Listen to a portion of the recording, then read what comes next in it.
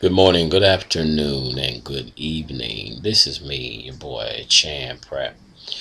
It's been a while since I've talked to y'all, and a lot of things going on. I watched the debates last night, and quite frankly, I was very disappointed. Why am I disappointed? I'm disappointed because I finally got a chance to watch two people, both educated, very differing ideas of how the American society should go.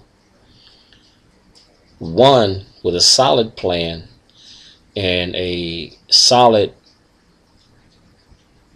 direction to get this going. The other one doesn't quite feel that he's attached to the United States, that he has a real good understanding of you and I have a lot of Republican friends, I have a lot of Democratic friends, but I'm talking about this as an American. I watched the debates last night, and to tell you I was disappointed, President Obama, is a misstatement. And then today I started having a chance to look at a lot of the Fox reports. The Fox reports before, and then also the right wing or Republican or whatever spin people and the teacup people and all these other folks. And the first thing they said was, your concern was you didn't want to come off as an angry black man. Who are they to say this? If someone was to say they came off as an angry white man or angry Latino man or angry West Indian man or Iranian person or Middle Eastern person or whatever, I've said this before, and I've put it out there before, and I'll continue to put it out there. Sir, you do not have to prove anything to anybody else. You are the president. Look at the center of your rug in your office. That kind of nails it for you, bud. Secondly, if you can walk through the streets of Chicago, walk through the halls of Harvard Square, walk through the halls of Harvard and deal with all these pious, elitist, anal retentive people and still come out on top, still be the head of the law review, still be what you did from that point until now. Who cares if you had a friendship with Jeremiah Wright? Who cares if you had a friendship with this person or that person? Who cares? This man's wife said that she was doing good because they were driving one of the Cadillacs, an American car. Come on, dude. Really? Come on. All that stuff doesn't matter. What I'm saying to you now, Mr. President, is simply this. It's time for you to be an angry American, an angry man. But why do I say angry? Because you have to be mad at the way this country's going.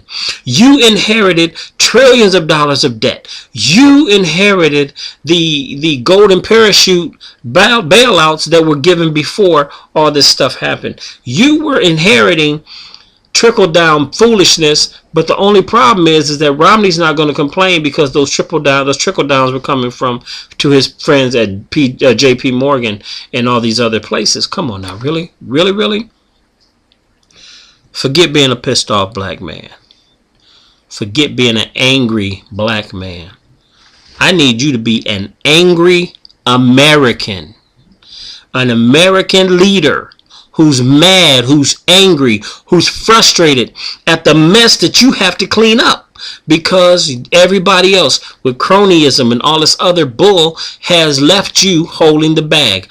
Yes, your presidency will be marred, but guess what? You are our president. You're our commander. You're our chief.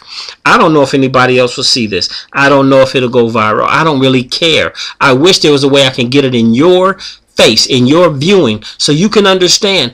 Who cares if they say that you're an angry black man? They're going to say it anyway. They're saying you're a passive black man. They're saying you're afraid of this to show white America that you have a voice. You know what? Time out. If you can come into the black community, raise your voice, speak sternly, say what's on your mind and on your heart, why can't you do it to America? Why can't you speak and forget what Fox News says? They're lying anyway. Forget what the other news media says. Rush Limbaugh's and Chuck or whoever, O'Reilly. Who cares about that? You have to earn my vote this year, sir, because I'm a little disheartened. I'm a little frustrated. Joe Biden is speaking harder than you are. President, Mr. Obama, forget all the stats. Forget everything else. Forget all of this. Pretend that America is your daughter's. Pretend that Mitt Romney is a predator trying to come in and seduce your daughters. How upset will you be then? You won't care if cameras are showing. You won't care if they put your face all over the network the next day with sound bites and misdirected cues. Who cares? You're leading this country. This country is in your hands. You are the father of this country. And as a son of this country, I don't feel you got my back. I don't feel you'll do what you have to do because you're more concerned about polls. You're more concerned. Listen, if you win it hard. And if you lose, don't lose being scared. Who cares? Guess what?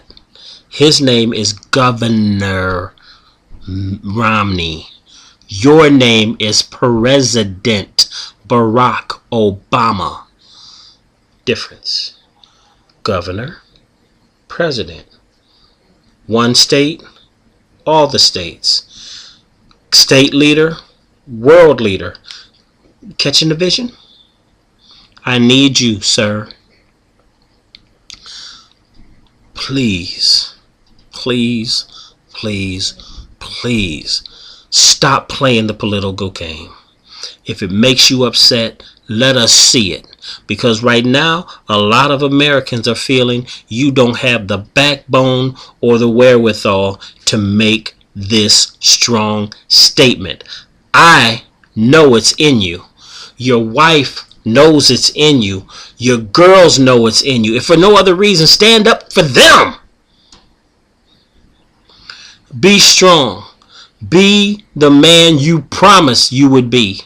You've been putting everything down. Now it's time for you to be the father of this country, to put people in their place when needed. Nothing's wrong with being stern because the Bible says that when a father corrects his child, when a father corrects a child, it's only for their betterment. You're the father of this country. Being passive ain't going to get it.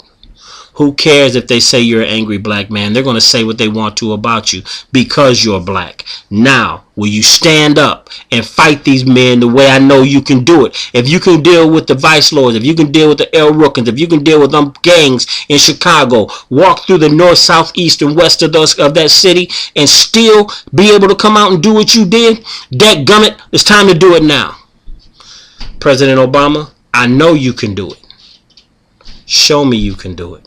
And I promise you, you show me that, you stand up, you take it, and you stand your ground, regardless of what it means. And when he cuts you off again, check him. No, we ain't going to do that. You're not going to talk over me, Mitt. You're not going to talk over me, reporter. You're not going to talk over me, sir, madam. I need you to stand up. I need you to be a voice in this world, a voice in this country, because that's what we're looking for. In this hard time, we don't need a passive man. In this hard time, we need a strong, stern leader. And I believe that's you, sir. I know you can do it. Angry black man tag on over, gone, who cares? Because when it's all said and done, sir, you are going to be the one in the history books. Are you going to go down as a fighter? Or are you going to go down as a man who was more concerned about his public persona than he was about the office that he took? Sir, please stand. Stand. Stand. Put the gloves on. Fight. If you love this country as much as I think you do, you'll fight. If you love this country as much as I think you do, you'll stand up to bullies like Mitt Romney in the Republican Party. If you love this country the way you want to, he can sit and bark at the moon, but I need you to